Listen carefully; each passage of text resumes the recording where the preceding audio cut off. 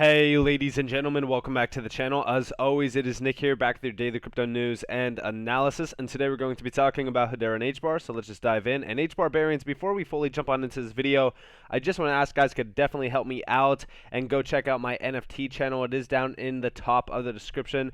I'm going to be talking about Hbar NFTs and the ones that I'm really kind of looking out for, and I'm also going to be uploading a ton of other NFT content. So if you guys do want to learn more about NFTs, really kind of, learn about the value behind a lot of them, you guys are more than welcome to go check out that channel. It would definitely help me, greatly, and I do appreciate all of you for definitely going and checking that out. But with that being said, let's just dive in and let's talk about a few things. So within the market, currently at the time that I am recording this, it is almost 4 a.m. Bitcoin is, kind of just ranging against resistance. We are currently sitting at about 21.8K. On the total market cap, we just kind of broke a little bit below $940 billion. It's pretty, funny how we are, basically at these levels right now when we are used to being like above $1 to $2 trillion in market cap value. It's pretty crazy. In terms of the 24-hour span, we are seeing some nice altcoins gaining some momentum. A lot of these are like DeFi tokens and things like that, but also like, even meme coins and stuff. On the 7-day span, I mean, for the most part, like everything is in the red. Like there's really not a lot that is like, massively pumping or anything like that. And we're still kind of seeing altcoins taking a major hit. I'm still waiting to see if Bitcoin is going to double down on its bottom or even break below the 20K mark. I think that is going to be the moment in time where like a lot of people are like, what just happened? Like, did the entire market just break? Because we haven't broken down before, any sort of bull run all-time high in the history of Bitcoin. So that's going to be interesting to see if we do get that.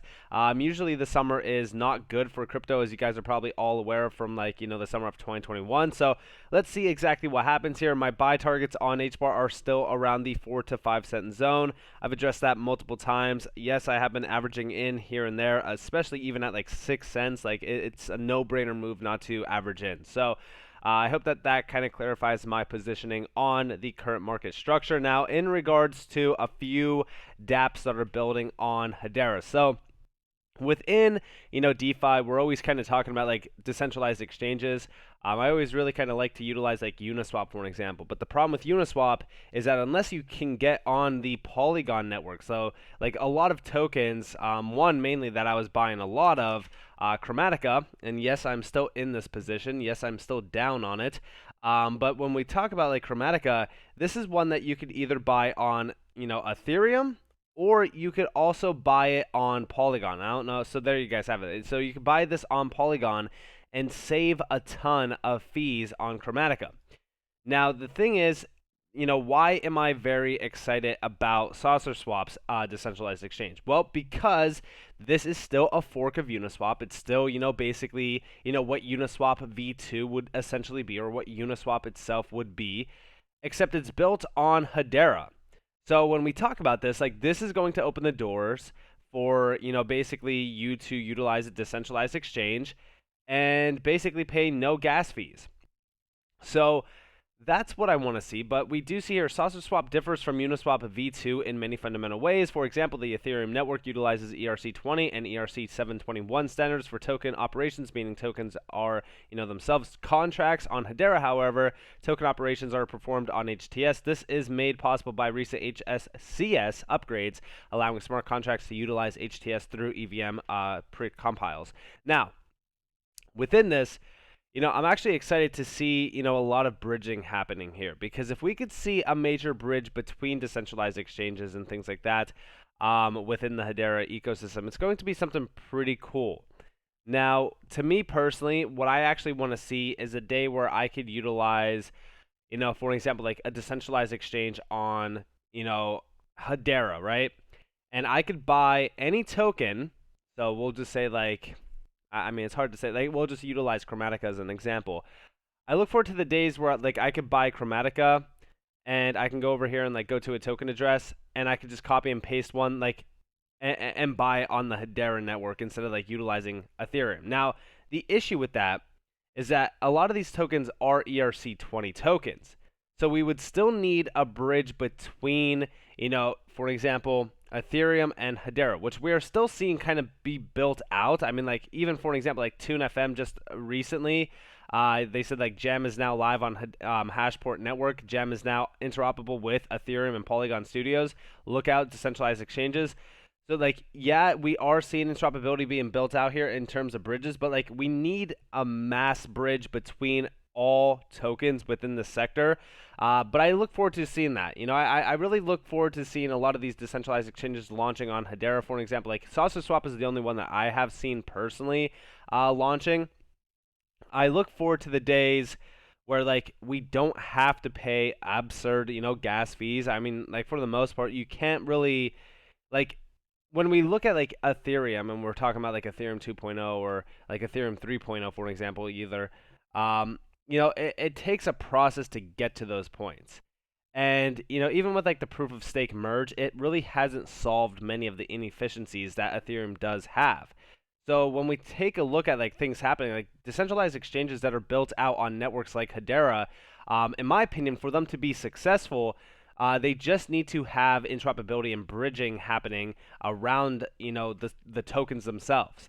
But it's going to take a little bit to get to that point, but we ultimately are seeing that future being built out. And this is also why I say like bridges are key for the success of a lot of these major networks. Now, also within SaucerSwap, there is a ton of things happening around this use case itself. There's a large amount of things happening like around their NFT section, which I haven't really dived into just recently, but like I did talk about it. I want to say like a few months back. But you could check out their like roadmap and stuff like that they have coming up. For an example, like you can go to like H1 of 2022 or like H2 of 2022, and you can see exactly what's happening here. We are going to be seeing a bridge being built, staking and things like that. Like there's a large amount of things happening around this use case itself. So I'm very excited for the future of this. Obviously, like I'm not being paid by them or anything like that. It's just a use case that is on Hedera that I also do find pretty interesting. And also they are having a giveaway for anybody who does want to enter in.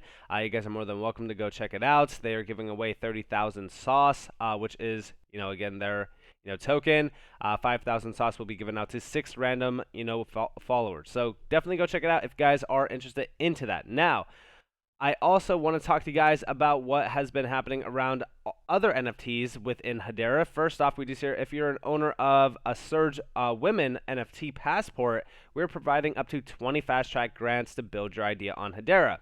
And this is actually pretty cool. I mean, I honestly think that this is interesting. So there's going to be 20 new projects. They're going to be getting $10,000 or $10,000 grants to all 20 of these, which is pretty significant. But they are going to be building out some solid use cases here. I'm actually very excited to see what happens here. But you love the support. You love to see the growth and things like that happening around this. It's a very interesting, subject to really kind of see in terms of like, grants being given out and new projects launching. Like we hope for, the projects in April. This is not like in regards to this, or any like direct connection here. But I don't know if you guys remember, it was like around like the March timeframe where I was talking about use cases going live in April. And we never seen those use cases actually go live. It was more like a speculative, I guess, announcement, but we were waiting for that. So I really do hope to see some solid use cases come from this. I think that if we can get some like, for an example, like DeFi use cases and things around that section, but also like NFTs, metaverse, all of those, sort of markets do add for, demand and also like even, value as well to be interchanged. So very excited for that. Also, we did see Hbar actually quote the Surge Women's article down here in terms of like what is Hedera Hashgraph.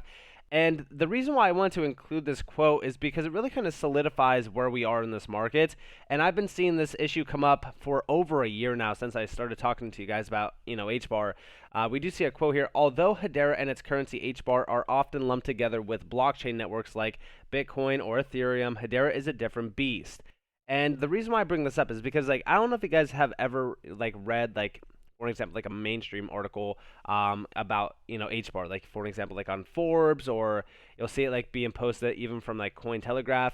They always are talking about Hedera in the same limelight of, like, blockchain technology. They're saying, like, oh, Hedera is, like, great blockchain technology. the problem is that they don't understand that the consensus mechanism is actually completely diverse compared to anything else that is in this market.